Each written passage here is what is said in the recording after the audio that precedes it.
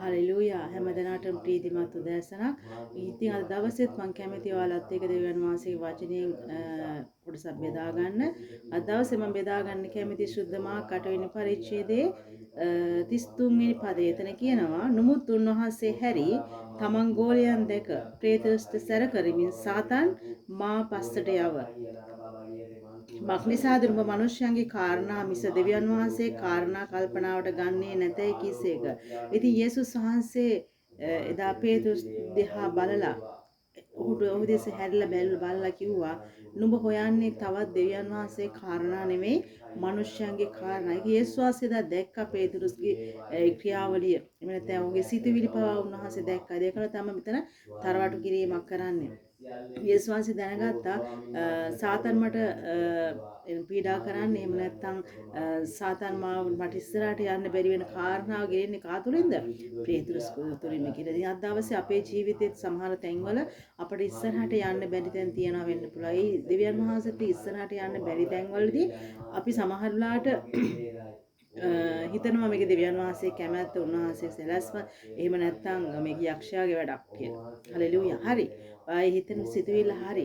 නමුත් දෙවියන් වහන්සේ කැමති නැහැ කිසිම වෙලාවක අපි උන්වහන්සේගේ කාරණාවන් කල්පනාවට ගන්නේ නැතුව මනුෂ්‍යයන්ගේ කාරණාව පස්සේ යනවට. ඒකයි එදා යේසුස් වහන්සේ පේතරුස්ට අනකිරීමක් වගේ දෙයක් මෙතන සිද්ධ කරේ. හලෙලූයා. ඉතින් අද දවසේත් අපි බැලුවොත් කිතුණුව පවා මනුෂ්‍යයන්ගේ කාරණා තමයි හොයන්නේ. දෙවියන් වහන්සේ කාරණාව හොයන්නේ නැහැ. අඩුම තරමේ සබත් දවසටවත් ඉරිද දවසේ එන්න ඔවුන් අකමැති. ඇයි? ඔවුන්ගේ කාරණා පස්සේ තමයි යමා යන්නේ. ඔවුන් මනුෂ්‍යයන් පොළඹවන දේවල් එහෙම නැත්නම් මනුෂ්‍යයන්ව සිත සතුටු කරන දේවල් තමයි කරන්න හැම වෙලාවෙම උත්සාහ කරන්නේ. ඉතින් ඒ උත්සාහ කිරීම නිෂ්ඵලයි. හැබැයි ඔවුන් මේ දේවල් කරා කියලා ඔවුන්ගේ ජීවිතයේ සාර්ථකත්වය, සතුට, සමාදානය, සැනසීමක් කවදාවත් නැහැ. බලන්න ලෝකේ මිනිස්සු දිහා ඔවුන් හැම දවසම වැඩ. හැබැයි ඔවුන් හෙම්බත් වෙලා අවසානට මොකද කියන්නේ? හම්බ කරගත්ත දේකුත් නැහැ. ඒකේ ඇති සතුට සමාදානයකුත් නැහැ.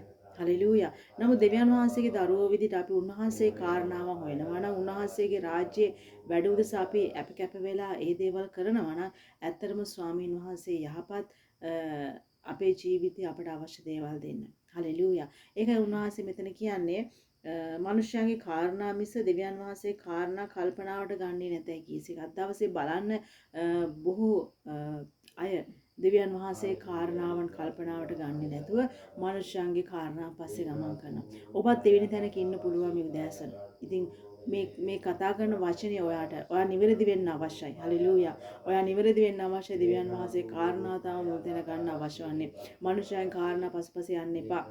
මේ ලෝකේ ලෞකික කාරණාවන් පස්පස ගමන් කරන්න එපා. ඒක නිෂ්ඵල ස්වභාවයටපත් වෙනවා. ඒ සියල්ල නිෂ්ඵලයි. හලෙලූයා. නමුත් දෙවියන් වහන්සේ කාරණා අපි හොයන කල ඒකේ ආශිර්වාද ඇති මහත්. හලෙලූයා. ඉතින් ස්වාමීන් වහන්සේ ප්‍රශංසා වේවා.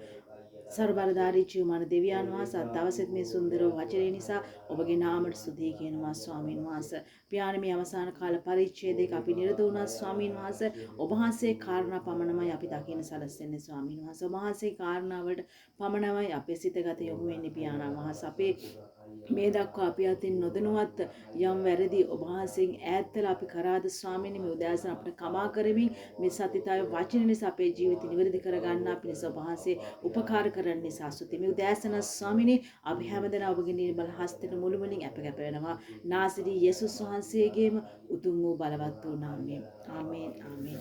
ඉතින් හැමදෙනාටම ප්‍රීතිමත් උදෑසනක්. God bless you.